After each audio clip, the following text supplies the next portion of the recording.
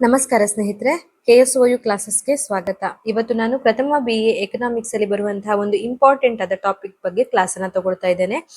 Topic name ಯಾವ್ದಪ್ಪ ಅಂತಂದ್ರೆ ಕೇನ್ಸ್ ರವರ ಉದ್ಯೋಗ ಸಿದ್ಧಾಂತ. 10 to 15 ಮಾರ್ಕ್ಸ್ ಗೆ ಬರುವಂತಹ ಇಂಪಾರ್ಟೆಂಟ್ ರಿಪೀಟೆಡ್ ಕ್ವಶನ್ಸ್ ಇದಾಗಿರೋದ್ರಿಂದ ಇದರ ಬಗ್ಗೆ ನಾನು ಸರಳವಾಗಿ ಎಕ್ಸ್ಪ್ಲನೇಷನ್ ಕೊಡ್ತಾ ಹೋಗ್ತೇನೆ. ಮೊದಲಿಗೆ ನಾವು ಕೇನ್ಸ್ ಉದ್ಯೋಗ ಸಿದ್ಧಾಂತವನ್ನ ಇಂಗ್ಲಿಷ್ ನಲ್ಲಿ ಏನ್ ಹೇಳ್ತಾರಪ್ಪ ಅಂತಂದ್ರೆ, ಇಂಗ್ಲಿಷ್ ನಲ್ಲಿ ಕೇನ್ಷಿಯನ್ ಥಿಯರಿ ಆಫ್ ಎಂಪ್ಲಾಯ್ಮೆಂಟ್ ಅಂತ ಕೂಡ ಈ ಒಂದು ಕೇನ್ಸ್ ನ ಉದ್ಯೋಗ ಸಿದ್ಧಾಂತವನ್ನ ಕರೀತಾರೆ. ಇನ್ನು ಕೇನ್ಸ್ ನ ಉದ್ಯೋಗ ಸಿದ್ಧಾಂತ ಅಂದ್ರೇನು, ಮೊದಲಿಗೆ ಉದ್ಯೋಗ ಅಂದ್ರೇನು ಅಂತ ನಮ್ಗೆ ಗೊತ್ತಿರುತ್ತೆ. ಜನರಿಗೆ ಕೆಲಸ ಸಿಕ್ಕಾಗ ಅವರಿಗೆ ಆದಾಯ ಬರುತ್ತೆ, ಅವರು ಕೆಲಸ ಮಾಡ್ತಾರೆ, ಆದಾಯ ಪಡಿತಾರೆ, ಮತ್ತೆ ಆದಾಯದ ಮೂಲಕ ವಸ್ತುಗಳು, ಸರಕು, ಸೇವೆಗಳನ್ನೆಲ್ಲ ಖರೀದಿಸ್ತಾರೆ. ಅಂದ್ರೆ ಕೆಲಸ ಸಿಕ್ಕಾಗ್ಲಷ್ಟೇ ಆದಾಯ ಬರೋದು. ಆದಾಯ ಬಂದಾಗ್ಲೇ ಅವ್ರಿಗೆ ಬೇಕಾಗಿರುವಂತಹ ಮೂಲಭೂತ ವಸ್ತುಗಳು ಅಥವಾ ಅಗತ್ಯ ವಸ್ತುಗಳನ್ನ ಅಥವಾ ಅದಕ್ಕೆ ಬೇಕಾದಂತ ಸೇವೆಗಳನ್ನ ಆ ಆದಾಯದ ಮೂಲಕ ಪಡಿತಾರೆ. ಇದು ಗೊತ್ತಿರುವಂತಹ ವಿಷಯ ಆಗಿರುತ್ತೆ. ಆದ್ರೆ ಒಂದು ದೇಶದಲ್ಲಿ ಎಷ್ಟು ಜನರಿಗೆ ಉದ್ಯೋಗ ಸಿಗುತ್ತೆ ಎನ್ನುವುದಕ್ಕೆ ಕೇನ್ಸ್ ಅವರು ಉತ್ತರ ಕೊಡ್ತಾರೆ. ಈಗ ಈ ಒಂದು ವಿಷಯದಲ್ಲಿ ನಮಗೆ ಪ್ರಮುಖವಾಗಿ ಬೇಕಾಗಿರುವಂತಹ ಕೇನ್ಸ್ ಉದ್ಯೋಗ ಸಿದ್ಧಾಂತದಲ್ಲಿ ಬರುವಂತಹ ಒಂದು ಪ್ರಮುಖ ಅಂಶ ಅಂತಂದ್ರೆ ಪರಿಣಾಮಕಾರಿ ಬೇಡಿಕೆ ಅನ್ನುವಂಥದ್ದು. ಈ ಒಂದು ವಿಷಯದ ಮೂಲಕ ನಾವು ಕೇನ್ಸ್ ಉದ್ಯೋಗ ಸಿದ್ಧಾಂತವನ್ನ ತಿಳ್ಕೊಳ್ಳಿಕ್ಕೆ ಸಾಧ್ಯ ಆಗುತ್ತೆ. ಕೇನ್ಸ್ ಅಂದ್ರೆ ಉದ್ಯೋಗದ ಮಟ್ಟವನ್ನ ನಿರ್ಧರಿಸುವಂತಹ ಪ್ರಮುಖ ಅಂಶವೇ ಪರಿಣಾಮಕಾರಿ ಬೇಡಿಕೆ ಆಗಿರುತ್ತೆ. ಇನ್ನು ಕೇನ್ಸ್ ಉದ್ಯೋಗದ ಸಿದ್ಧಾಂತದ ಮುಖ್ಯ ವಿಚಾರ ಇದಾಗಿರುತ್ತೆ. ಪರಿಣಾಮಕಾರಿ ಬೇಡಿಕೆ ಎನ್ನುವಂಥದ್ದು ಕೇನ್ಸ್ ನ ಉದ್ಯೋಗ ಸಿದ್ಧಾಂತದಲ್ಲಿ ಬರುವಂತಹ ಪ್ರಮುಖವಾದ ವಿಷಯ ಆಗಿರುತ್ತೆ ಸ್ನೇಹಿತರೆ. ಇದು ಈ ಅಧ್ಯಾಯದ ಪ್ರಮುಖ ಅಥವಾ ಮುಖ್ಯವಾದ ಪದ. ಜನರು ವಸ್ತುಗಳು ಮತ್ತೆ ಸೇವೆಗಳನ್ನ ಖರೀದಿಸಲು ಮಾಡುವ ನಿಜವಾದ ಒಟ್ಟು ಖರ್ಚಿನ ಮಟ್ಟವೇ ಪರಿಣಾಮಕಾರಿ ಬೇಡಿಕೆ ಎಂದು ನಾವು ಅರ್ಥ ಮಾಡ್ಕೊಳ್ಬಹುದು. ಅಂದ್ರೆ ಜನರು ವಸ್ತುಗಳು ಮತ್ತೆ ಸೇವೆಯನ್ನ ಖರೀದಿಸಲು ಮಾಡುವ ಒಟ್ಟು ಖರ್ಚಿನ ಮಟ್ಟವೇ ಪರಿಣಾಮಕಾರಿ ಬೇಡಿಕೆ ಆಗಿರುತ್ತೆ. ಇದು ನಮ್ಗೆ ಪರಿಣಾಮಕಾರಿ ಬೇಡಿಕೆಯ ಒಂದು ಆನ್ಸರ್ ಆಗಿರುತ್ತೆ. ಅಂದ್ರೆ ಪರಿಣಾಮಕಾರಿ ಬೇಡಿಕೆ ಅಂದರೆ ಜನರು ವಸ್ತುಗಳು ಮತ್ತೆ ಸೇವೆಗಳನ್ನ ಖರೀದಿಸಲು ಮಾಡುವ ನಿಜವಾದ ಒಟ್ಟು ಖರ್ಚಿನ ಮಟ್ಟವೇ ಪರಿಣಾಮಕಾರಿ ಬೇಡಿಕೆ ಆಗಿರುತ್ತೆ. ಬೇಡಿಕೆ ಹೆಚ್ಚಾದ್ರೆ ಉತ್ಪಾದಕರಿಗೆ ಹೆಚ್ಚು ಹೆಚ್ಚು ವಸ್ತುಗಳನ್ನ ಉತ್ಪಾದಿಸುವಂತಹ ಅಗತ್ಯ ಬರುತ್ತೆ. ಅಂದ್ರೆ ಬೇಡಿಕೆ ಹೆಚ್ಚಾದಾಗ ಉತ್ಪಾದಕರು ಹೆಚ್ಚು ಹೆಚ್ಚು ವಸ್ತುಗಳನ್ನ ಉತ್ಪಾದಿಸಲಿಕ್ಕೆ ಹೋಗ್ತಾರೆ.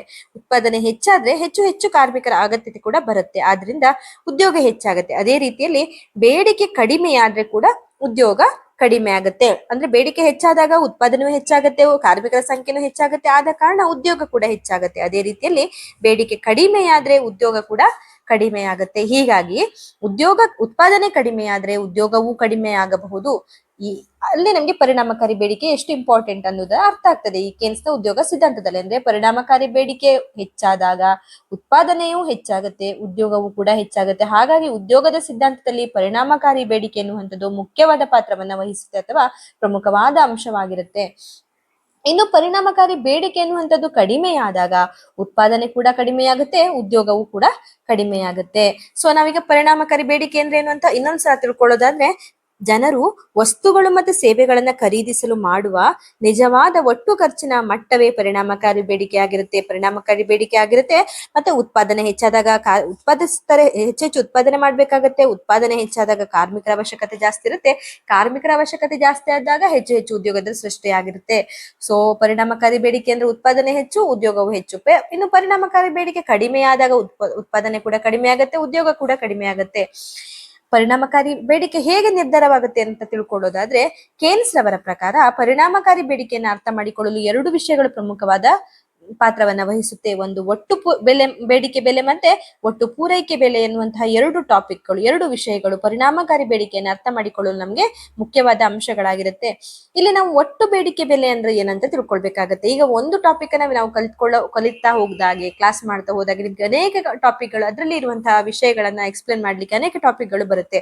ಸೊ ಈಗ ಕೇನ್ಸ್ ರವರ ಉದ್ಯೋಗ ಸಿದ್ಧಾಂತದಲ್ಲಿ ನಮ್ಗೆ ಮೇನ್ ತಿಳ್ಕೊಬೇಕಾಗಿರೋದು ಏನಪ್ಪಾ ಅಂತಂದ್ರೆ, ಪರಿಣಾಮಕಾರಿ ಬೇಡಿಕೆ ಮುಖಾಂತರವೇ ನಾವು ಉದ್ಯೋಗದ ಸಿದ್ಧಾಂತವನ್ನ ಅರ್ಥ ಮಾಡಿಕೊಳ್ಳಿಕ್ಕೆ ಸಾಧ್ಯ ಆಗ್ತದೆ. ಇನ್ನು ಪರಿಣಾಮಕಾರಿ ಬೇಡಿಕೆಯನ್ನು ಅರ್ಥ ಮಾಡಿಕೊಳ್ಳಿಕ್ಕೆ ಅಲ್ಲಿ ಇನ್ನು ಎರಡು ವಿಷಯಗಳು ಮುಖ್ಯವಾಗಿರುತ್ತೆ. ಅವೇ ಒಟ್ಟು ಬೇಡಿಕೆ ಬೆಲೆ ಮತ್ತೆ ಒಟ್ಟು ಪೂರೈಕೆ ಬೆಲೆ ಆಗಿರುತ್ತೆ. ಈಗ ನಾವು ಒಟ್ಟು ಬೇಡಿಕೆ ಬೆಲೆ ಅಂದ್ರೆ ಏನು ಅಂತ ತಿಳ್ಕೊಳ್ಳೋಣ.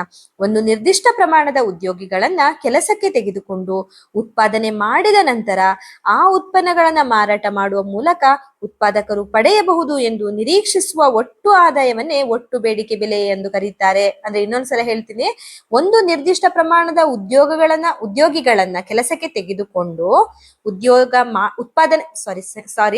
ಪುನಃ ಹೇಳ್ತೀನಿ, ಒಂದು ನಿರ್ದಿಷ್ಟ ಪ್ರಮಾಣದ ಉದ್ಯೋಗಿಗಳನ್ನ ಕೆಲಸಕ್ಕೆ ತೆಗೆದುಕೊಂಡು ಉತ್ಪಾದನೆ ಮಾಡಿದ ನಂತರ ಆ ಉತ್ಪನ್ನಗಳನ್ನ ಮಾರಾಟ ಮಾಡುವ ಮೂಲಕ ಉತ್ಪಾದಕರು ಪಡೆಯಬಹುದು ಎಂದು ನಿರೀಕ್ಷಿಸುವ ಒಟ್ಟು ಆದಾಯವನ್ನೇ ಒಟ್ಟು ಬೇಡಿಕೆ ಬೆಲೆ ಎಂದು ಕರೀತಾರೆ. ಅಂದ್ರೆ ಉತ್ಪಾದಿಸಿದ ವಸ್ತುಗಳನ್ನ ಮಾರಾಟ ಮಾಡಿದಾಗ ಎಷ್ಟು ಆದಾಯ ಸಿಗಬಹುದು ಎಂಬ ನಿರೀಕ್ಷೆ ಏನಿರುತ್ತೆ, ಆ ನಿರೀಕ್ಷೆಯೇ ಒಟ್ಟು ಬೆಲೆಯ ಸರಳ ಅರ್ಥ. ಒಟ್ಟು ಬೆಲೆ ಏನು, ಒಟ್ಟು ಬೇಡಿಕೆ ಬೆಲೆಯ ಸರಳ ಅರ್ಥ ಇದಾಗಿರುತ್ತೆ. ನಾವು ಏನು ಉತ್ಪಾದಿಸ್ತೇವೆ ಆ ಉತ್ಪಾದನೆ ಮಾಡಿದ ವಿಷಯವನ್ನ ಅಥವಾ ವಸ್ತುವನ್ನ ಮಾರಾಟ ಮಾಡಿದಾಗ ನಮ್ಗೆ ಅಂದಾಜು ಎಷ್ಟು ಆದಾಯ ಸಿಗಬಹುದು ಎಂದು ನಾವು ನಿರೀಕ್ಷೆ ಮಾಡ್ತೀವಿ ನೋಡಿ, ಅದೇ ಒಟ್ಟು ಬೇಡಿಕೆ ಬೆಲೆಯ ಸರಳವಾದ ಒಂದು ಅರ್ಥ ಆಗಿರುತ್ತೆ. ಇನ್ನು ಒಟ್ಟು ಪೂರೈಕೆ ಬೆಲೆ ಏನು ಅಂತ ತಿಳ್ಕೊಳ್ಳೋಣ. ಇನ್ನು ನಿಮ್ಗೆ ಈ ಒಟ್ಟು ಬೇಡಿಕೆ ಬೆಲೆ ನಾನೀಗ ಫಸ್ಟ್ ಹೇಳಿದ ಪಾಯಿಂಟ್ ನಿಮ್ಗೆ ಕಷ್ಟ ಆಗಿದೆ ಅಂತ ಆದ್ರೆ ಈ ಸರಳವಾದ ಸೆಕೆಂಡ್ ಪಾಯಿಂಟ್ ಅನ್ನಷ್ಟೇ ನೀವು ಬರಿಬಹುದು. ಇದನ್ನ ಕೂಡ ನೀವು ಎಕ್ಸ್ಪ್ಲೇನ್ ಮಾಡಿದ್ರೆ ಪೇಜ್ ಸ್ವಲ್ಪ ಫಿಲ್ ಆಗ್ಲಿಕ್ಕೆ ಕೂಡ ಹೆಲ್ಪ್ ಆಗ್ತದೆ. ಇಲ್ಲಿ ಕೂಡ ಅದೇ ವಿಷಯನ ಸ್ವಲ್ಪ ಎಕ್ಸಾಗ್ಜರೇಟ್ ಮಾಡಿ ಬರೆದಿರುವಂತಹದ್ದು. ಸೊ ಈಗ ನಾವು ಒಟ್ಟು ಪೂರೈಕೆ ಬೆಲೆಯನ್ನ ನೋಡೋಣ ಸ್ನೇಹಿತರೆ. ಇಲ್ಲಿ ಉತ್ಪಾದಕರಿಗೆ ಒಂದು ನಿರ್ದಿಷ್ಟ ಪ್ರಮಾಣದ ಉದ್ಯೋಗವನ್ನ ನೀಡಲು ಎಷ್ಟು ಆದಾಯ ಬೇಕಾಗುತ್ತದೆ ಎಂದು ಸೂಚಿಸುವುದೇ ಒಟ್ಟು ಪೂರೈಕೆ ಬೆಲೆ. ಪೂರೈಸಬೇಕಾಗಿರುವ ಅಂದ್ರೆ ಒಂದು ಉತ್ಪಾದನೆಯನ್ನು ಸೃಷ್ಟಿ ಮಾಡ್ಬೇಕಾದ್ರೆ ಉದ್ಯೋಗವನ್ನ ನೀಡಲು ಎಷ್ಟು ಆದಾಯವು ಬೇಕಾಗ್ತದೆ ಎನ್ನುವುದನ್ನು ಸೂಚಿಸುವುದೇ ಒಟ್ಟು ಪೂರೈಕೆ ಬೆಲೆ. ಇದನ್ನ ಇನ್ನೂ ಸರಳವಾಗಿ ಹೇಳೋದಾದ್ರೆ ಆ ಪ್ರಮಾಣದ ಉತ್ಪಾದನೆ ಮತ್ತೆ ಉದ್ಯೋಗವನ್ನ ಮುಂದುವರಿಸಲು ಉತ್ಪಾದಕರಿಗೆ ಬೇಕಾಗುವಂತಹ ಕನಿಷ್ಠ ಆದಾಯ ಎಂದು ಕೂಡ ನಾವು ಅರ್ಥ ಮಾಡ್ಕೊಳ್ಬಹುದು. ಇದಿಷ್ಟು ಕೂಡ ಪರಿಣಾಮಕಾರಿ ಬೇಡಿಕೆಯಲ್ಲಿ ಬರುವಂತಹ ಪ್ರಮುಖವಾದ ಅಂಶಗಳಾಗಿರುತ್ತೆ. ಇನ್ನು ಇಲ್ಲಿ ಇನ್ನೊಂದು ಕಾನ್ಸೆಪ್ಟ್ ಕೂಡ ಬರುತ್ತೆ, ಪರಿಣಾಮಕಾರಿ ಬೇಡಿಕೆಯ ಬಿಂದು ಎನ್ನುವಂಥದ್ದು. ಈಗ ಈ ಮುಖ್ಯವಾದ ವಿಷಯವನ್ನ ನಾವೀಗ ಅರ್ಥ ಮಾಡ್ಕೊಳ್ಳೋಣ. ಒಟ್ಟು ಬೇಡಿಕೆ ಬೆಲೆ ಮತ್ತೆ ಒಟ್ಟು ಪೂರೈಕೆ ಬೆಲೆ ಸಮನಾದಾಗ ಪರಿಣಾಮಕಾರಿ ಬೇಡಿಕೆ ಉಂಟಾಗ್ತದೆ. ಅಂದ್ರೆ ಈ ಒಟ್ಟು ಇವೆರಡು ಅಂಶಗಳು ಏನಿದೆ, ಒಟ್ಟು ಬೇಡಿಕೆ ಬೆಲೆ ಮತ್ತೆ ಒಟ್ಟು ಪೂರೈಕೆ ಬೆಲೆ, ಆ ಎರಡು ಅಂಶಗಳು ಸಮನಾದಾಗ ಪರಿಣಾಮಕಾರಿ ಬೇಡಿಕೆ ಅನ್ನುವಂಥದ್ದು ಸಂಭವಿಸ್ತದೆ. ಅಂದ್ರೆ AD = AS. ಈ ಸಮತೋಲನ ಬಿಂದುವಲ್ಲಿ ಉದ್ಯೋಗ ಮಟ್ಟ ನಿರ್ಧಾರವಾಗುತ್ತೆ. ಅಂದ್ರೆ ಈ ಎರಡು ಒಟ್ಟು ಪೂರೈಕೆ ಬೆಲೆ ಮತ್ತೆ ಒಟ್ಟು ಬೇಡಿಕೆ ಬೆಲೆ ಏನು ಸಮನಾದಾಗ ಆಗುವಂತಹ ಬಿಂದು ಏನಿದೆ ಅದುವೇ ಪರಿಣಾಮಕಾರಿ ಬೇಡಿಕೆಯ ಬಿಂದು ಆಗುತ್ತೆ ಅಂತ ನಾವು ಅರ್ಥ ಮಾಡ್ಕೋಬೇಕಾಗತ್ತೆ. ಈ ಒಂದು ಸಮತೋಲನವಾದ ಬಿಂದು ಏನು, ಒಟ್ಟು ಬೇಡಿಕೆ ಬೆಲೆ ಒಟ್ಟು ಪೂರೈಕೆ ಬೆಲೆಯ ಸಮತೋಲನ ಬಿಂದು ಏನಿದೆ ಅದೇ ಪರಿಣಾಮಕಾರಿ ಬೇಡಿಕೆಯ ಬಿಂದು ಆಗಿರುತ್ತೆ. ಈ ಸಮತೋಲನ ಬಿಂದುವಿನಲ್ಲಿ ಉದ್ಯೋಗದ ಮಟ್ಟ ನಿರ್ಧಾರವಾಗುತ್ತೆ. ಇದನ್ನೇ ಕೇನ್ಸ್ ರವರ ಉದ್ಯೋಗ ಸಿದ್ಧಾಂತದ ಕೇಂದ್ರ ವಿಚಾರ ಎಂದು ಕೂಡ ಹೇಳ್ಬೋದು, ಅಥವಾ ಇದನ್ನ ಕೇನ್ಸ್ ರವರ ಉದ್ಯೋಗ ಸಿದ್ಧಾಂತದ ಕೇನ್ಸ್ ಅವರ ಉದ್ಯೋಗ ಸಿದ್ಧಾಂತ ಎಂದು ಕೂಡ ನಾವು ಇದನ್ನ ಕರಿಬಹುದು. ಇನ್ನು ಈ ಒಂದು ಕೇನ್ಸ್ ರವರ ಉದ್ಯೋಗ ಸಿದ್ಧಾಂತದಲ್ಲಿ ಅನೇಕ ಅಂಶಗಳು ಇನ್ಕ್ಲೂಡ್ ಆಗುತ್ತೆ ಸ್ನೇಹಿತರೆ. ಈ ಒಂದು ಕೇನ್ಸ್ ರವರ ಉದ್ಯೋಗ ಸಿದ್ಧಾಂತದಲ್ಲಿ ಉದ್ಯೋಗ ಸಿದ್ಧಾಂತಕ್ಕೆ ಒಂದು ಇನ್ಸ್ಪೈರ್ ಆಗುವಂತಹ ಅಥವಾ ಅದರಲ್ಲಿ ಬರುವಂತಹ ಅನೇಕ ಅಂಶಗಳನ್ನು ನಾವು ನೋಡುವುದಾದ್ರೆ, ಮೊದಲನೆಯದಾಗಿ ಅನುಭೋಗ ಎನ್ನುವಂಥದ್ದು ಕೇನ್ಸ್ ಉದ್ಯೋಗ ಸಿದ್ಧಾಂತದಲ್ಲಿ ಮುಖ್ಯವಾದ ಒಂದು ಅಂಶವಾಗಿರುತ್ತೆ. ಈಗಾಗಲೇ ನಾವು ಅನುಭೋಗ ಬಿಂಬಕ ಅಂದ್ರೆ ಏನು ಅಂತ ತಿಳ್ಕೊಂಡಿದೀವಿ. ಅನುಭೋಗ ಬಿಂಬಕ ಎನ್ನುವಂತ ಒಂದು ಸಪರೇಟ್ ಚಾಪ್ಟರ್ ಕೂಡ ಇದೆ, ಮತ್ತೆ ಅದು ಎಕ್ಸಾಮ್ಗೆ ಕೂಡ ಇಂಪಾರ್ಟೆಂಟ್ ಆಗಿರುತ್ತೆ. ಆ ಚಾಪ್ಟರ್ ಕ್ಲಾಸ್ ಈಗಾಗಲೇ ನಾನು ಅಪ್ಲೋಡ್ ಮಾಡಿದ್ದೀನಿ, ಅದನ್ನ ಕೂಡ ನೀವು ನೋಡ್ಕೋಬೇಕಾಗುತ್ತೆ. ಓದ್ಕೊಳ್ಳಿ ಸ್ನೇಹಿತರೆ, ಖಂಡಿತ ಅದು ಕೂಡ ರಿಪೀಟೆಡ್ ಆಗಿ ಬಂದಿರುವಂತಹ ಕ್ವಶನ್ ಆಗಿರುತ್ತೆ. ಸೊ ಕೇನ್ಸ್ ಅವರ ಉದ್ಯೋಗ ಸಿದ್ಧಾಂತದಲ್ಲಿ ಅನುಭೋಗದ ಪಾತ್ರ ಏನಪ್ಪಾ ಅಂತಂದ್ರೆ, ಜನರ ಆದಾಯ ಹೆಚ್ಚಾದಾಗ ಸಾಮಾನ್ಯವಾಗಿ ಅವರ ಅನುಭೋಗ ಕೂಡ ಹೆಚ್ಚಾಗುತ್ತೆ. ಜನರು ಹೆಚ್ಚು ಹೆಚ್ಚು ವಸ್ತು ಮತ್ತೆ ಸರಕುಗಳನ್ನ ಖರೀದಿಸಿದ್ರೆ ಬೇಡಿಕೆ ಹೆಚ್ಚಾಗುತ್ತೆ. ಬೇಡಿಕೆ ಹೆಚ್ಚಾದಾಗ ಉತ್ಪಾದಕರು ಹೆಚ್ಚು ಹೆಚ್ಚು ಉತ್ಪಾದನೆ ಮಾಡ್ತಾರೆ. ಉತ್ಪಾದನೆ ಹೆಚ್ಚಾದಾಗ ಉದ್ಯೋಗ ಹೆಚ್ಚಾಗುತ್ತೆ. ಹೀಗಾಗಿ ಅನುಭೋಗವು ಉದ್ಯೋಗದ ಮೇಲೆ ಪರೋಕ್ಷವಾಗಿ ಪರಿಣಾಮವನ್ನ ಬೀರುತ್ತೆ. ಅಂದ್ರೆ ಜನರ ಆದಾಯ ಹೆಚ್ಚಾದಾಗ ಅವರ ಅನುಭೋಗ ಹೆಚ್ಚಾಗುತ್ತೆ. ಜನರು ಹೆಚ್ಚು ಹೆಚ್ಚು ವಸ್ತುಗಳನ್ನ ಪರ್ಚೇಸ್ ಮಾಡ್ಲಿಕ್ಕೆ ಹೋಗ್ತಾರೆ. ಬೇಡಿಕೆ ಕೂಡ ಹೆಚ್ಚಾಗುತ್ತೆ. ಆಗ ಬೇಡಿಕೆ ಹೆಚ್ಚಾದಾಗ ಉತ್ಪಾದಕರು ಹೆಚ್ಚಾಗ್ತಾರೆ. ಉತ್ಪಾದನೆ ಮಾಡ್ಬೇಕಾಗುತ್ತೆ, ಜಾಸ್ತಿ ಉತ್ಪಾದನೆ ಮಾಡ್ಬೇಕಾದ್ರೆ ಉದ್ಯೋಗ ಕೂಡ ಕೊಡ್ಬೇಕಾಗುತ್ತೆ. ಆಗ ಉದ್ಯೋಗ ಕೂಡ ಹೆಚ್ಚಾಗುತ್ತೆ. ಹಾಗಾಗಿ ಕೇನ್ಸ್ ರವರ ಉದ್ಯೋಗದ ಸಿದ್ಧಾಂತದಲ್ಲಿ ಅನುಭೋಗದ ಪಾತ್ರವು ಕೂಡ ಮಹತ್ವವಾಗಿರುತ್ತೆ. ಹೀಗಾಗಿ ಅನುಭೋಗವು ಉದ್ಯೋಗದ ಮೇಲೆ ಪರೋಕ್ಷವಾಗಿ ಪರಿಣಾಮವನ್ನು ಬೀರುತ್ತೆ ಎನ್ನುವುದನ್ನು ನಾವು ಅರ್ಥ ಮಾಡ್ಕೊಳ್ಬಹುದು. ಇನ್ನು ಎರಡನೆಯ ಪಾಯಿಂಟ್ ಯಾವ್ದಪ್ಪ ಅಂದ್ರೆ ಹೂಡಿಕೆಯ ಪಾತ್ರ. ಇದು ಒಂದು ಕೂಡ ಇಂಪಾರ್ಟೆಂಟ್ ಅಂಶ ಆಗಿರುತ್ತೆ. ಕೇನ್ಸ್ ಅವರ ಪ್ರಕಾರ ಒಟ್ಟು ಬೇಡಿಕೆಯಲ್ಲಿ ಹೂಡಿಕೆಗೂ ಕೂಡ ಮುಖ್ಯವಾದ ಸ್ಥಾನವಿದೆ. ಇದನ್ನ ಸರಳವಾಗಿ ಹೇಳುವುದಾದ್ರೆ ಒಟ್ಟು ಬೇಡಿಕೆ = ಅನುಭೋಗ ಪ್ಲಸ್ ಹೂಡಿಕೆ. ಅಂದ್ರೆ ಅನುಭೋಗ ಮತ್ತೆ ಹೂಡಿಕೆ ಆದಾಗ ಇಲ್ಲಿ ಒಟ್ಟು ಬೇಡಿಕೆ ಆಗ್ತದೆ ಎನ್ನುವುದನ್ನು ನಾವು ಅರ್ಥ ಮಾಡ್ಕೊಳ್ಬಹುದು. ಇದಕ್ಕೆ ಒಂದು ಸರಳವಾದ ಸಮೀಕರಣ ಹೇಳುವುದಾದ್ರೆ AD = C+1. ಇಲ್ಲಿ C ಅಂದ್ರೆ ಅನುಭೋಗ ಆಗಿರುತ್ತೆ, I ಅಂದ್ರೆ ಹೂಡಿಕೆ ಆಗಿರುತ್ತೆ, ಇನ್ವೆಸ್ಟ್ಮೆಂಟ್ ಅಂತ ನೀವು ಕೂಡ ನೆನ್ಪಿಟ್ಕೊಳ್ಬಹುದು. ಇದನ್ನು ಸರಳವಾದ ಒಂದು ಸಮೀಕರಣವನ್ನ ನೀವು ಬರಿತಾ ಹೋದ್ರೆ ಅದೊಂದು ನಿಮ್ಮ ಇಂಪಾರ್ಟೆನ್ಸ್ ಆಗಿರುತ್ತೆ. ಎಕ್ಸಾಮ್ ಅಲ್ಲಿ ಇದನ್ನೆಲ್ಲ ನೋಡ್ತಾರೆ. ಸೊ ಇಲ್ಲಿ ಒಂದು ಸರಳವಾದ ನೀವು ಸಮೀಕರಣವನ್ನ ಹಾಕಿ ಕೇನ್ಸ್ ಅವರ ಹೂಡಿಕೆಯ ಒಂದು ಅಂಶ ಬರೆಯುವಾಗ, ಅಂದ್ರೆ ಕೇನ್ಸ್ ಅವರ ಉದ್ಯೋಗ ಸಿದ್ಧಾಂತದಲ್ಲಿ ಹೂಡಿಕೆಯ ಅಂಶ ಪಾತ್ರ ಅಂತ ಬರೆಯುವಾಗ ಈ ಒಂದು ಸಮೀಕರಣವನ್ನ ಬರೀರಿ. ಒಟ್ಟು ಬೇಡಿಕೆ = ಅನುಭೋಗ ಪ್ಲಸ್ ಹೂಡಿಕೆ. ಅಂದ್ರೆ AD = C+1. ಅಂದ್ರೆ ಸಿ ಅಂದ್ರೆ ಅನುಭೋಗ, ಐ ಅಂದ್ರೆ ಹೂಡಿಕೆ ಆಗಿರುತ್ತೆ. ಹೂಡಿಕೆ ಹೆಚ್ಚಾದರೆ ಆರ್ಥಿಕತೆಯಲ್ಲಿ ಖರ್ಚು ಹೆಚ್ಚಾಗುತ್ತೆ, ಆದ್ದರಿಂದ ಬೇಡಿಕೆ ಕೂಡ ಹೆಚ್ಚಾಗುತ್ತೆ. ಈಗ ಬೇಡಿಕೆ ಹೆಚ್ಚಾದಾಗ ಉತ್ಪಾದನೆ ಮತ್ತೆ ಉದ್ಯೋಗ ಕೂಡ ಹೆಚ್ಚಾಗುತ್ತೆ. ಹಾಗಾಗಿ ಇಲ್ಲಿ ನಾವು ಹೂಡಿಕೆ ಪಾತ್ರವನ್ನ ಯಾಕೆ ಹೂಡಿಕೆ ಪಾತ್ರ ವಹಿಸುತ್ತೆ ಅನುಭೋಗ ಕೇನ್ಸ್ ಅವರ ಉದ್ಯೋಗ ಸಿದ್ಧಾಂತದಲ್ಲಿ ಅಂತ ಅರ್ಥ ಮಾಡ್ಕೊಳ್ಬಹುದಾಗಿದೆ. ಇನ್ನು ಒಂದು ಪಾಯಿಂಟ್ ಇಲ್ಲಿ ಬರುತ್ತಪ್ಪ ಅಂದ್ರೆ ಅನೈಚ್ಛಿಕ ನಿರುದ್ಯೋಗ ಎನ್ನುವಂತ ಒಂದು ಅಂಶ ಕೂಡ ಪ್ರಭಾವ ಬೀರುತ್ತೆ ಕೇನ್ಸ್ ಉದ್ಯೋಗ ಸಿದ್ಧಾಂತದಲ್ಲಿ. ಇದು ಕೂಡ ಒಂದು ಮುಖ್ಯವಾದ ಅಂಶ ಆಗಿರುತ್ತೆ. ಅನೈಚ್ಛಿಕ ನಿರುದ್ಯೋಗ ಎಂದ್ರೆ ಕೆಲಸ ಮಾಡಲು ಸಿದ್ಧರಾಗಿರುವ ವ್ಯಕ್ತಿಗೆ ಕೆಲಸ ಸಿಗದೇ ಇರುವಂತಹ ಪರಿಸ್ಥಿತಿ ಏನಿದೆ ಅದನ್ನೇ ಅನೈಚ್ಛಿಕ ನಿರುದ್ಯೋಗ ಪರಿಸ್ಥಿತಿ ಅಂತ ಕರೀತಾರೆ. ಕೇನ್ಸ್ ರವರ ಈ ಒಂದು ಸಿದ್ಧಾಂತದ ಪ್ರಕಾರ ನಿರುದ್ಯೋಗ ಹೇಗೆ ಉಂಟಾಗಬಹುದು ಎಂದು ನಾವು ತಿಳ್ಕೊಳ್ಬೇಕಾದ್ರೆ, ಪರಿಣಾಮಕಾರಿ ಬೇಡಿಕೆ ಕಡಿಮೆಯಾದ್ರೆ, ಬೇಡಿಕೆ ಕಡಿಮೆಯಾದಾಗ ಉತ್ಪಾದಕರು ಉತ್ಪಾದನೆಯನ್ನ ಕೂಡ ಕಡಿಮೆ ಮಾಡ್ತಾರೆ, ಉತ್ಪಾದನೆ ಕಡಿಮೆಯಾದಾಗ ಕಾರ್ಮಿಕರ ಅಗತ್ಯತೆಯು ಕೂಡ ಕಡಿಮೆ ಆಗುತ್ತೆ. ಹೀಗಾಗಿ ಕೆಲಸ ಮಾಡಲು ಸಿದ್ಧರಾಗಿರುವಂತಹ ಕೆಲವರಿಗೆ ಉದ್ಯೋಗ ಸಿಗದೇ ಇರಬಹುದು. ಆದ್ರಿಂದ ಕೇನ್ಸ್ ರವರು ಪೂರ್ಣ ಉದ್ಯೋಗ ಯಾವಾಗಲೂ ಸಹಜವಾಗಿ ಉಂಟಾಗ್ತದೆ ಎಂಬ ಸಂಪ್ರದಾಯ ಅರ್ಥಶಾಸ್ತ್ರಜ್ಞರ ಅಭಿಪ್ರಾಯವನ್ನ ಒಪ್ಪುದಿಲ್ಲ ಅಂತ ನಾವೆಲ್ಲ ಅರ್ಥ ಮಾಡ್ಕೊಳ್ಬಹುದಾಗಿದೆ. ಅಂದ್ರೆ ಪರಿಣಾಮಕಾರಿ ಬೇಡಿಕೆ ಎಷ್ಟು ಇಂಪಾರ್ಟೆಂಟ್ ಕೇನ್ಸ್ ಉದ್ಯೋಗ ಸಿದ್ಧಾಂತದಲ್ಲಿ ಅಂದ್ರೆ, ಅಥವಾ ಒಂದು ಉದ್ಯೋಗ ಇರಬೇಕಾದ್ರೆ ಪರಿಣಾಮಕಾರಿ ಬೇಡಿಕೆ ಎನ್ನುವಂಥದ್ದು ತುಂಬಾ ಇಂಪಾರ್ಟೆಂಟ್ ಕಾನ್ಸೆಪ್ಟ್ ಆಗಿರುತ್ತೆ. ಯಾಕಂದ್ರೆ ಇಲ್ಲಿ ಪರಿಣಾಮಕಾರಿ ಬೇಡಿಕೆ ಎನ್ನುವಂಥದ್ದು ಕಡಿಮೆ ಆದಾಗ ಉತ್ಪಾದಕರು ಉತ್ಪಾದನೆಯನ್ನು ಕಡಿಮೆ ಮಾಡ್ತಾರೆ, ಉತ್ಪಾದನೆ ಕಡಿಮೆ ಆದಾಗ ಕಾರ್ಮಿಕರ ಅಗತ್ಯವೂ ಅಲ್ಲಿ ಬೇಕಾಗಿರುವುದಿಲ್ಲ, ಕಾರ್ಮಿಕರ ಅಗತ್ಯ ಇಲ್ಲದಿರುವಂತ ಕಾರಣಕ್ಕಾಗಿ ಸಿದ್ಧರಾಗಿರುವಂತಹ ಕೆಲವರಿಗೆ ಉದ್ಯೋಗ ಸಿಗದೇ ಇರುವಂತಹ ಪರಿಸ್ಥಿತಿ ಉಂಟಾಗ್ತದಲ್ವಾ. ಆದ್ರಿಂದ ಕೇನ್ಸ್ ಅವರು ಪೂರ್ಣ ಉದ್ಯೋಗ ಯಾವಾಗ್ಲೂ ಸಹಜವಾಗಿ ಉಂಟಾಗ್ತದೆ ಎಂಬ ಸಂಪ್ರದಾಯ ಅರ್ಥಶಾಸ್ತ್ರಜ್ಞರ ಅಭಿಪ್ರಾಯ ಏನಿದೆ ಅದನ್ನು ಒಪ್ಕೊಳ್ಳುವುದಿಲ್ಲ. ಇಲ್ಲಿ ಇನ್ನೊಂದು ಪಾಯಿಂಟ್ ಕೂಡ ಬರ್ತದೆ, ಪ್ರಮುಖವಾದ ಅಂಶವನ್ನ ಬೀರುತ್ತೆ ಉದ್ಯೋಗ ಸಿದ್ಧಾಂತದ ಮೇಲೆ. ಯಾವ್ದಪ್ಪ ಅಂತಂದ್ರೆ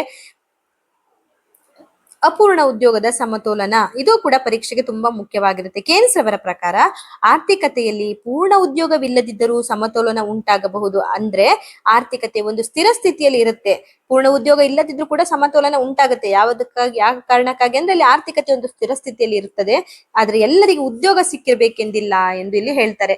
ಇದನ್ನ ಅಪೂರ್ಣ ಉದ್ಯೋಗ ಸಮತೋಲನ ಅಥವಾ ಅಂಡರ್ ಎಂಪ್ಲಾಯ್ಮೆಂಟ್ ಇಕ್ವಿಲಿಬ್ರಿಯಂ ಅಂತ ಕೂಡ ಕರೀತಾರೆ. ಇನ್ನು ಹೀಗಾಗಿ ಸಮತೋಲನ ಎಂದ್ರೆ ಪೂರ್ಣ ಉದ್ಯೋಗ ಇದೆ ಎಂದೇ ಅರ್ಥ ಅಲ್ಲ. ಇದು ಕೇನ್ಸ್ ಅವರ ಸಿದ್ಧಾಂತದ ಪ್ರಮುಖ ವಿಚಾರ ಆಗಿರುತ್ತೆ. ಅಂದ್ರೆ ಕೇನ್ಸ್ ಸಿದ್ಧಾಂತ ಪ್ರಮುಖ ವಿಚಾರ ಏನಾಗಿರುತ್ತೆ ಅಂದ್ರೆ, ಸಮತೋಲನ ಇರ್ಬೇಕಂತಿಲ್ಲ, ಸಮತೋಲನ ಇಲ್ಲದೆ ಇದ್ರೂ ಕೂಡ ಅಲ್ಲಿ ಆರ್ಥಿಕ ಪರಿಸ್ಥಿತಿ ಒಂದೇ ಸ್ಥಿರವಾಗಿರುತ್ತದೆ, ಆದ್ರೆ ಎಲ್ಲರಿಗೂ ಉದ್ಯೋಗ ಸಿಗ್ಲೇಬೇಕು ಅಂತ ಏನು ಇಲ್ಲ ಅಂತ ಹೇಳ್ತಾರೆ. ಇದನ್ನೇ ಅಪೂರ್ಣ ಉದ್ಯೋಗ ಅಥವಾ ಸಮತೋಲನ ಅಥವಾ ಅಂಡರ್ ಎಂಪ್ಲಾಯ್ಮೆಂಟ್ ಇಕ್ವಿಲಿಬ್ರಿಯಂ ಅಂತ ಕೂಡ ಕರೀತಾರೆ.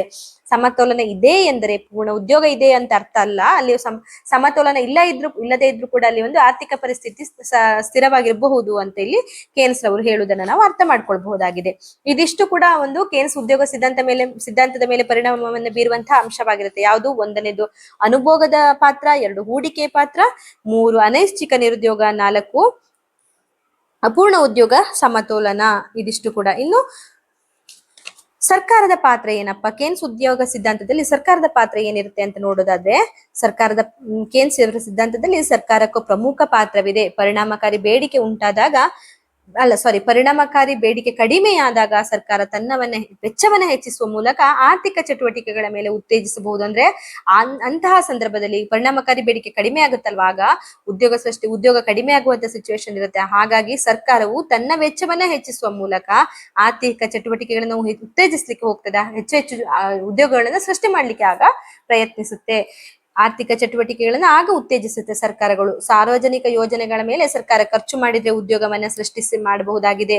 ಉದ್ಯೋಗ ಸಿಕ್ಕಾಗ ಜನರ ಆದಾಯ ಹೆಚ್ಚಾಗುತ್ತೆ, ಆದಾಯ ಹೆಚ್ಚಾದಾಗ ಅನುಭೋಗ ಹೆಚ್ಚಾಗುತ್ತೆ, ಇದರಿಂದಾಗಿ ಒಟ್ಟು ಬೇಡಿಕೆ ಕೂಡ ಹೆಚ್ಚಾಗುತ್ತೆ. ಹೀಗಾಗಿ ಆರ್ಥಿಕತೆಯನ್ನ ಚೇತರಿಸಿಕೊಳ್ಳಲು ಸರ್ಕಾರದ ನೀತಿಗಳು ಸಹಾಯ ಮಾಡಬಹುದು. ತುಂಬಾ ಇಂಪಾರ್ಟೆಂಟ್ ಆಗಿರುತ್ತೆ ಈ ಸರ್ಕಾರದ ಪಾತ್ರ.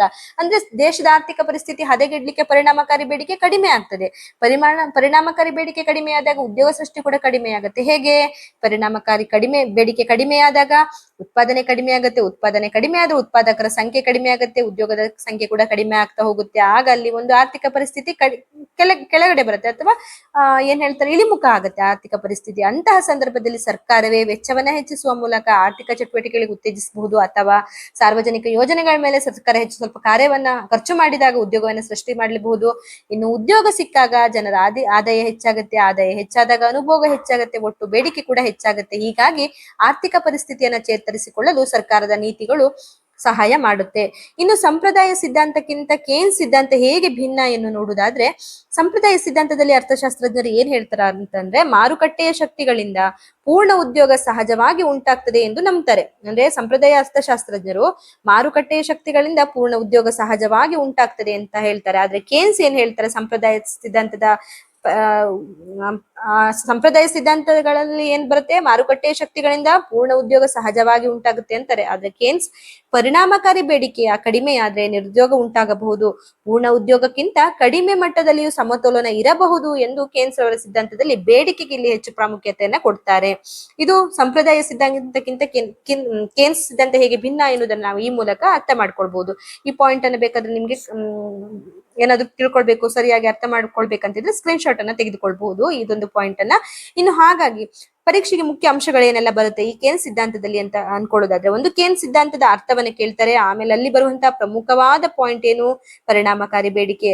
ಪರಿಣಾಮಕಾರಿ ಬೇಡಿಕೆಯಲ್ಲಿ ಬರುವಂತಹ ಎರಡು ಪ್ರಮುಖ ಅಂಶಗಳು ಒಟ್ಟು ಬೇಡಿಕೆ ಬೆಲೆ, ಒಟ್ಟು ಪೂರೈಕೆ ಬೆಲೆ. ಹಾಗೇನೆ ಇಲ್ಲಿ ಬರುವಂತಹ ಪರಿಣಾಮಕಾರಿ ಬೇಡಿಕೆ ಮೇಲೆ ಪ್ರಭಾವ ಬೀರುವಂತಹ ಅಂಶಗಳು ಅನುಭೋಗ, ಹೂಡಿಕೆ ಪಾತ್ರ, ಅನೈಚ್ಛಿಕ ನಿರುದ್ಯೋಗ, ಅಪೂರ್ಣ ಉದ್ಯೋಗ ಸಮತೋಲನ, ಇವೆಲ್ಲವುಗಳನ್ನ ಕೂಡ ನೀವು ಬರಿಬೇಕಾಗ್ತದೆ. ಹಾಗೇನೆ ಸರ್ಕಾರದ ಪಾತ್ರ ಪರಿಣಾಮಕಾರಿ ಸಿದ್ಧಾಂತದಲ್ಲಿ ಯಾವುದೆಲ್ಲ ಇದೆ ಅಂತ ನೀವು ಬರಿಬೇಕು. ಕೊನೆಯಲ್ಲಿ ಇದರ ಸಾರಾಂಶವನ್ನ ಹೇಳೋದಾದ್ರೆ, ಕೇನ್ಸ್ ರವರ ಉದ್ಯೋಗ ಸಿದ್ಧಾಂತದ ಪ್ರಮುಖ ವಿಚಾರ ಉದ್ಯೋಗದ ಮಟ್ಟವನ್ನ ಪರಿಣಾಮಕಾರಿ ಬೇಡಿಕೆಯೇ ನಿರ್ಧರಿಸುವುದು. ಅಂದ್ರೆ ಉದ್ಯೋಗದ ಮಟ್ಟ ಹೇಗಿರ್ಬೇಕು, ಉದ್ಯೋಗದ ಸಿದ್ಧಾಂತವನ್ನ ನಾವು ಎಕ್ಸ್ಪ್ಲನೇಷನ್ ಮಾಡ್ಬೇಕಾದ್ರೆ ಪರಿಣಾಮಕಾರಿ ಬೇಡಿಕೆ ಎನ್ನುವುದೇ ಇಂಪಾರ್ಟೆಂಟ್ ಕಾನ್ಸೆಪ್ಟ್ ಆಗಿರುತ್ತೆ. ಪರಿಣಾಮಕಾರಿ ಬೇಡಿಕೆಯೇ ಉದ್ಯೋಗದ ಮಟ್ಟವನ್ನ ನಿರ್ಧರಿಸುತ್ತೆ. ಬೇಡಿಕೆ ಹೆಚ್ಚಾದ್ರೆ ಉತ್ಪಾದನೆ ಹೆಚ್ಚಾಗುತ್ತೆ, ಉತ್ಪಾದನೆ ಹೆಚ್ಚಾದ್ರೆ ಉದ್ಯೋಗ ಹೆಚ್ಚಾಗುತ್ತೆ. ಬೇಡಿಕೆ ಕಡಿಮೆಯಾದ್ರೆ ಉತ್ಪಾದನೆ ಮತ್ತೆ ಉದ್ಯೋಗ ಎರಡೂ ಕೂಡ ಕಡಿಮೆಯಾಗಬಹುದು. ಕೇನ್ಸ್ ಅವರ ಪ್ರಕಾರ ಪೂರ್ಣ ಉದ್ಯೋಗವು ಇಲ್ಲದಿದ್ರೂ ಕೂಡ ಆರ್ಥಿಕತೆಯಲ್ಲಿ ಸಮತೋಲನ ಉಂಟಾಗಬಹುದು. ಅಪೂರ್ಣ ಉದ್ಯೋಗ ಅಂದ್ರೆ ಪೂರ್ಣ ಉದ್ಯೋಗ ಇಲ್ಲದಿದ್ರೂ ಕೂಡ ಆರ್ಥಿಕ ಸ್ಥಿರ ಪರಿಸ್ಥಿತಿಯಲ್ಲಿ ಇರಬಹುದು ಅನ್ನೋದನ್ನ ಇಲ್ಲಿ ಕೇನ್ಸ್ ಅವರು ಹೇಳ್ತಾರೆ. ಇದನ್ನೇ ಅಪೂರ್ಣ ಉದ್ಯೋಗ ಸಮತೋಲನ ಎಂದು ಕೂಡ ಕರೀತಾರೆ. ಅಂದ್ರೆ ಅಂಡರ್ ಎಂಪ್ಲಾಯ್ಮೆಂಟ್ ಇಕ್ವಿಲಿಬ್ರಿಯಂ ಅಂತ ಕೂಡ ಕರೀತಾರೆ. ಕೊನೆಯದಾಗಿ ಒಂದೇ ವಾಕ್ಯದಲ್ಲಿ ನೆನ್ಪಿಟ್ಕೊಳ್ಳೋದಾದ್ರೆ, ಪರಿಣಾಮಕಾರಿ ಬೇಡಿಕೆಯ ಉದ್ಯೋಗದ ಮಟ್ಟವನ್ನ ನಿರ್ಧರಿಸುತ್ತದೆ ಎನ್ನುವುದು ಕೇನ್ಸ್ ಅವರ ಉದ್ಯೋಗ ಸಿದ್ಧಾಂತದ ಮುಖ್ಯ ವಿಚಾರ ಆಗಿರುತ್ತೆ. ಸೊ ಈ ಟಾಪಿಕ್ ಅಲ್ಲಿ ನಾವು ಇವತ್ತು ಏನೆಲ್ಲ ಕಲ್ತ್ಕೊಂಡ್ವಿ ಅಂತ ರಿಪೀಟೆಡ್ ಆಗಿ ಹೇಳೋದಾದ್ರೆ, ಕೇನ್ಸ್ ರವರ ಉದ್ಯೋಗ ಸಿದ್ಧಾಂತದಲ್ಲಿ ಮೊದಲು ನಾವು ಉದ್ಯೋಗದ ಬಗ್ಗೆ ಬರಿಬೇಕಾಗ್ತದೆ. ಉದ್ಯೋಗದ ನಂತರ ಕೇನ್ಸ್ ರವರ ಸಿದ್ಧಾಂತದ ಮುಖ್ಯ ವಿಚಾರ ಏನು, ಪರಿಣಾಮಕಾರಿ ಬೇಡಿಕೆ ಆಗಿರುತ್ತೆ. ಪರಿಣಾಮಕಾರಿ ಬೇಡಿಕೆ ಅಂದ್ರೆ ಏನು, ಜನರು ವಸ್ತುಗಳು ಮತ್ತು ಸೇವೆಗಳನ್ನ ಖರೀದಿಸಲು ಮಾಡುವ ನಿಜವಾದ ಒಟ್ಟು ಖರ್ಚಿನ ಮಟ್ಟವೇ ಪರಿಣಾಮಕಾರಿ ಬೇಡಿಕೆ ಆಗಿರುತ್ತೆ. ಇನ್ನು ಪರಿಣಾಮಕಾರಿ ಬೇಡಿಕೆ ಎನ್ನುವಂಥದ್ದು ಕೇನ್ಸ್ ಉದ್ಯೋಗ ಸಿದ್ಧಾಂತದಲ್ಲಿ ಬರುವಂತಹ ಪ್ರಮುಖ ವಿಷಯ ಆಗಿರುತ್ತೆ. ಹಾಗೇನೆ ಈ ಒಂದು ಪರಿಣಾಮಕಾರಿ ಬೇಡಿಕೆಯಲ್ಲಿ ಎರಡು ಟಾಪಿಕ್ ವಿಷಯಗಳು ಬರುತ್ತೆ. ಒಂದು ಒಟ್ಟು ಬೇಡಿಕೆ ಬೆಲೆ, ಮತ್ತೊಂದು ಒಟ್ಟು ಪೂರೈಕೆ ಬೆಲೆ. ಅವೆರಡನ್ನ ಬರಿಬೇಕು. ಆಮೇಲೆ ಪರಿಣಾಮಕಾರಿ ಬೇಡಿಕೆಯ ಬಿಂದು ಅನ್ನುವಂತ ಒಂದು ಕಾನ್ಸೆಪ್ಟ್ ಅನ್ನ ಬರಿಬೇಕಾಗ್ತದೆ. ಅದಾದ ನಂತರ ಪರಿಣಾಮಕಾರಿ ಕೇನ್ಸ್ ರವರ ಉದ್ಯೋಗ ಸಿದ್ಧಾಂತದ ಮೇಲೆ ಪ್ರಭಾವ ಬೀರುವಂತಹ ಅಂಶಗಳು ಅನುಭೋಗದ ಪಾತ್ರ, ಹೂಡಿಕೆಯ ಪಾತ್ರ, ಅನೈಚ್ಛಿಕ ನಿರುದ್ಯೋಗ ಮತ್ತೆ ಅಪೂರ್ಣ ಉದ್ಯೋಗ ಸಮತೋಲನ, ಇದಿಷ್ಟನ್ನ ಬರಿಬೇಕಾಗ್ತದೆ. ನಂತರ ಸರ್ಕಾರದ ಪಾತ್ರ ಕೇನ್ಸ್ ರವರ ಉದ್ಯೋಗ ಸಿದ್ಧಾಂತದಲ್ಲಿ ಯಾವ ರೀತಿ ಇರುತ್ತೆ ಅನ್ನೋದನ್ನ ಬರಿಬೇಕು. ಕೊನೆಗೆ ಸಂಪ್ರದಾಯ ಸಿದ್ಧಾಂತಕ್ಕಿಂತ ಕೇನ್ಸ್ ಸಿದ್ಧಾಂತ ಹೇಗೆ ಭಿನ್ನವಾಗಿರುತ್ತೆ ಎನ್ನುವುದನ್ನ ನಾವು ಬರಿಬೇಕಾಗ್ತದೆ. ಇದಿಷ್ಟು ಟಾಪಿಕ್ ಗಳನ್ನ ನೀವು ಬರೀರಿ. ಇನ್ನು ಇದಕ್ಕೆ ಸ್ವಲ್ಪ ಎಕ್ಸ್ಪ್ಲನೇಷನ್ ಬೇಕಂದ್ರೆ ನೀವು ಪುಸ್ತಕದಲ್ಲಿ ಸಿಕ್ಕಿದ್ರೆ ಅಥವಾ ಬೇರೆ ಬೇರೆ ನಿಮ್ಗೆ ಏನಾದ್ರೂ ವೆಬ್ಸೈಟ್ ಗಳಲ್ಲಿ ಸಿಕ್ಕಿರುವಂತಹ ಆನ್ಸರ್ ಗಳನ್ನ ಕೂಡ ಇದಕ್ಕೆ ಆಡ್ ಮಾಡ್ಕೊಂಡು ಬರ್ಕೊಂಡು ಹೋಗ್ಬೋದು. ಸರಳವಾಗಿ ಇದು ಕೇನ್ಸ್ ಸಿದ್ಧಾಂತದ ಒಂದು ವಿವರಣೆ ಆಗಿರುತ್ತೆ ಸ್ನೇಹಿತರೆ. ಈ ವಿಡಿಯೋ ನಿಮ್ಗೆ ಇಷ್ಟ ಆದ್ರೆ ದಯವಿಟ್ಟು ಕಮೆಂಟ್ ಮೂಲಕ ತಿಳಿಸಿ. ಹಾಗೇನೆ ನನ್ನ ಚಾನೆಲ್ ಯಾರೆಲ್ಲ ಸಬ್ಸ್ಕ್ರೈಬ್ ಮಾಡಿಲ್ಲ, ಸಬ್ಸ್ಕ್ರೈಬ್ ಮಾಡಿಕೊಂಡು ಕಂಪ್ಲೀಟ್ ವಿಡಿಯೋವನ್ನ ನೋಡ್ಕೊಳ್ಳಿ ಅಂತ ಹೇಳ್ತಾ ಈ ವಿಡಿಯೋನ ಇಲ್ಲಿಗೆ ಮುಗಿಸ್ತಾ ಇದ್ದೀನಿ. ಧನ್ಯವಾದಗಳು ಸ್ನೇಹಿತರೆ.